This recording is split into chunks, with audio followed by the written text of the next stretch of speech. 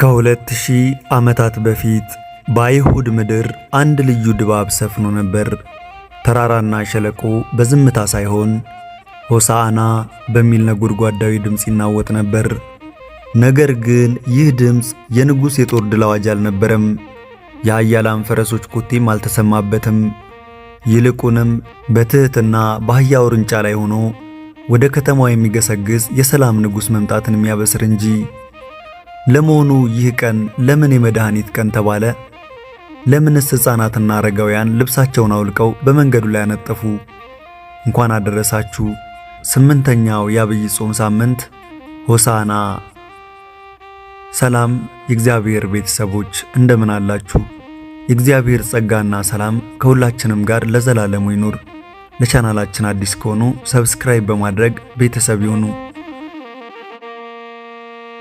ታሪካችን የሚጀምረው ከቤተ ፋጌ ነው። ቤተ ፋጌ ማለት የበለስ ቤት ማለት ነው።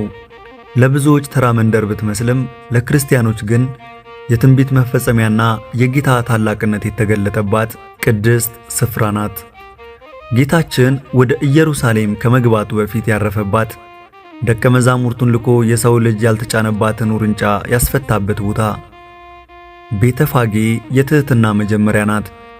ዓለም በታላላቅ ሰረገላዎች ስትገረም፣ ጌታ ግን ከዚች ትንሽ መንደር ተነስቶ በውርንጫ ላይ በመቀመጥ የሰላምን ትርጉም ለሰው ልጆች ሁሉ አሳየ። በዚያ መንገድ ላይ የነበረው ድባብ የሚገለጽ አይደለም። ሽማግሌዎቹ ረጅም ዕድሜያቸውን ሙሉ ሲጠባበቁት የነበረውን ተስፋ በዓይናቸው ሲያዩ የለበሱትን ግርማዊ ልብሳቸውን አውልቀው በመንገዱ ላይ አነጠፉ። ይህ ለነሱ ክብርን ዝቅ የማድረግ ሳይሆን ከክብር ሁሉ በላይ ለሆነው ንጉሥ ራስን የማስገዛት ምልክት ነበር። በሌላ በኩል ደግሞ የሕፃናቱ ድምፅ በኢየሩሳሌም አደባባይ አስተጋባ። አዋቂዎች በጥርጣሬና በክፋት ሲሞሉ፣ ሕፃናት ግን በንጹሕ ልባቸው ሆሳዕና ለዳዊት ልጅ እያሉ ዘመሩ።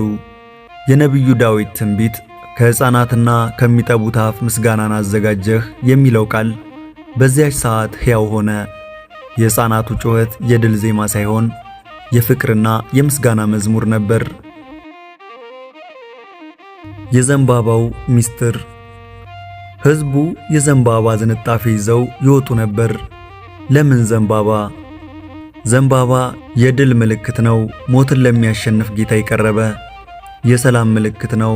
ሰላምን ለሚሰብክ አምላክ የተሰጠ የማይጠወልቅ ተስፋ ነው። ዘንባባ ደርቆም ቢሆን አረንጓዴነቱን እንደማይተው የጌታን ፍቅርና ቸርነት ለዘላለም የማይለወጥ መሆኑን ያሳያል። ብዙዎቻችን ሆሳዕናን በዘንባባና በደስታ እናስበዋለን። ነገር ግን በዚያ ቀን በቤተ ፋጌ የተደረገው ዝግጅትና የሕዝቡ ስሜት ምን ያህል ጥልቅ እንደነበረ ልብ ብለናል።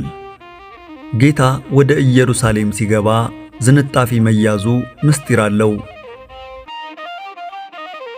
ሆሳዕና ማለት መድኃኒት ወይም አቤቱ አሁን አድን ማለት ነው።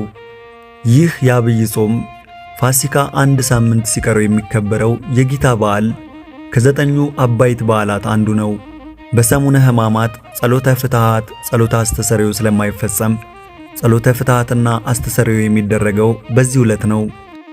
አምላካችን ኢየሱስ ክርስቶስ አልዓዛርን ከሞት ባስነሳባት የቢታንያ መንደር በተገኘ ጊዜ የአይሁድ ፋሲካን ለማክበር ከያገሩ መጥተው የነበሩ ሰዎች ጌታችንንም ከሞት ያስነሳውን አልዓዛርንም ለማየት ተሰብስበው ነበር። ታምራቱን እያደነቁ ብዙ ሰዎችም አምነውበት ነበር። ጌታችን ከቢታንያ ወደ ኢየሩሳሌም እስኪደርስ ብዙዎች በምስጋና አጅበውታል። ዮሐንስ 12:12 የዘንባባ ዝንጣፊ ይዘው ሆሳዕና በጌታ ስም የሚመጣ የእስራኤል ንጉሥ የተባረከ ነው እያሉ እያመሰገኑ ወደ ቤተ ፋጌ መንደር ደረሱ። ጌታችን ወደ ኢየሩሳሌም ሲገባ ዘንባባ የመነጠፉ ምስጢር የምን ምሳሌ ነው ቢሉ፣ ዘንባባ ይስሐቅ በተወለደ ጊዜ ደስ ብሎት አብርሃም ዘንባባ ይዞ እግዚአብሔርን አመስግኗል። ሁለተኛው ዘንባባ ደርቆ እንደገና ሕይወት ይዘራል፣ የደረቀ የምታለመልም አምላክ ነህ ሲሉ ነው።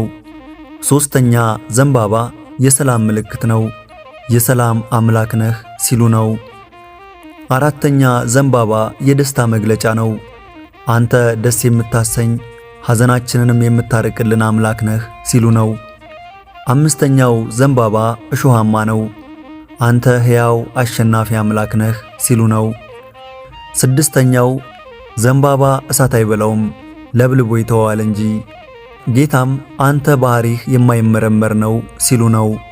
በነቢያት እንደተነገረው አንቺ የጽዮን ልጅ ሆይ አትፍሪ፣ እነሆ ንጉሥሽ በአህያ ውርንጫ ላይ ተቀምጦ ይመጣል ዘካርያስ 9:9 የተባለው ትንቢት እንዲፈጸም ከደቀ መዛሙርቱ ሁለቱን ላካቸው። ሄደው አህያዋን ከነውርንጫዋ ታስራ እንደሚያገኙ ፈተው እንዲያመጡለት ለምን ብለው ከጠየቋቸው ጌታዋ ይፈልጋታል በማለት መልስ እንዲሰጡ አዘዛቸው።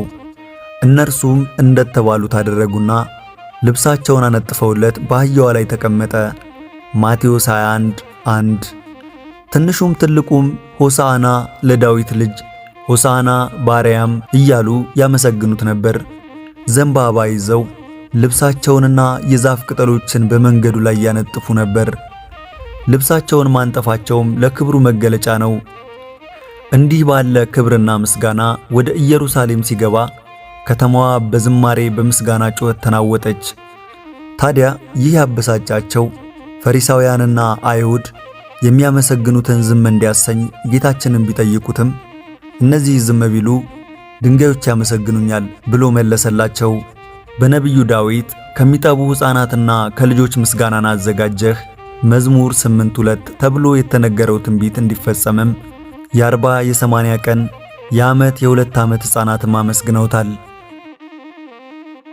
ክቡር ዳዊት ጸላይ ገፋይ ደስ አይበለው ብለህ ከሕፃናትና ከሚጠቡ ጨቅላዎች አንደበት ምስጋናን አዘጋጀህ ያለው ትንቢት ሲፈጸም ጸላይ ገፋይ ግፈኛ ጠላት የተባለው ዲያብሎስ የሚወገድበት ጊዜ መድረሱን ያመለክታል። ዲያብሎስ የሰውን ልብ ዙፋን፣ ሰውነቱን ድንኳን፣ ኃጢአትን አጥር አድርጎ 5500 ዘመን ቢኖርም አምላካችን ኢየሱስ ክርስቶስ በመስቀል እሱን ከሰዎች ልቦና የሚያስወግድበት ቀን ቀርቦ እንደነበር እናስተውላለን። አዋቂዎችም ሕፃናትም ሆሳዕና ባሪያም እያሉ ማመስገናቸው መድኃኒት መባል ላንተ ይገባሃል ማለታቸው ነው። በበዓለ ሆሳዕና ጉዳይ ከሚነሳው የአህያዋና የውርንጫዋ ነገር ነው። ጌታችን ኪሩቤል በሚሸከሙት ዙፋን የሚቀመጥ አምላክ ሲሆን ትሑት ሆኖ በአህያ ላይ ተቀመጠ። አህያዋን ከነውርንጫዋ ፈታችሁ አምጡልኝ ማለቱ የሰውን ልጅ ከኃጢአት እስራት ለመፍታት የመጣ አምላክ መሆኑን ያሳየናል። ደቀ መዛሙርቱም አህዮቹን ፈተው ማምጣታቸው ሥልጣነ ክህነታቸውን ያመለክታል። በምድር የፈታችሁት በሰማይ የተፈታ ይሁን እንዲል፣ በአህያ ላይ ልብሳቸውን ማንጠፋቸው ደግሞ የምትመች የማትቆረቁር የወንጌል ሕግ ሰጠህን ሲሉ ነው። በአህያ የተቀመጠ ሰው በፈረስ እንደተቀመጠ ሰው ፈጥኖ አያመልጥም። ጌታችን ኢየሱስ ክርስቶስም ከፈለጉኝ አያጡኝም ሲል በአህያ ተቀምጧል። ከግለሰብ ደጅ የተፈታችን አህያ ጌታዋ ይፈልጋታል ብሎ ያስፈታት በፈጣሪነት ወይም ስለፈጠራት ገንዘቡ ስለሆነች ነው። አህያን ያልናቀ አምላክ እኛም ከኃጢአት ርቀን ብንፈልገው ማደሪያዎቹ ሊያደርገን ፈቃዱ ነው። የአህያዋን መፈታት የፈለገ ጌታ እኛም ወደ ካህናት ቀርበን ኃጢአታችንን ተናዘን ከበደል እስራት እንድንፈታ ይፈልጋል። ከኃጢአት እስራት ተፈተን የአምላካችን የኢየሱስ ክርስቶስ ማደሪያዎች እንድንሆን የእግዚአብሔር ቸርነት የቅድስት ድንግል ማርያም አማላጅነት ይርዳን። አሜን።